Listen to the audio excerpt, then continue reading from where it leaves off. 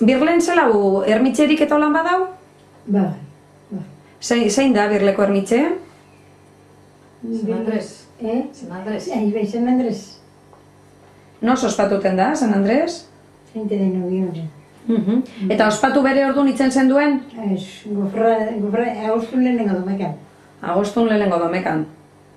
Eta zelan, ze ospakizune itzen zen? Romerille, konbide dutzi da. Konbide dutze, a ber, konbide dutze zer izeten zen? Konbide dutzi da... Eso edo parenteik edo batzen ginenak. Eskari honak mini, ordu... Zer izeten zen orduko bezkari? Lehenengo izeten zen, fideo sopi. Bai. Eta gero, garabantzu.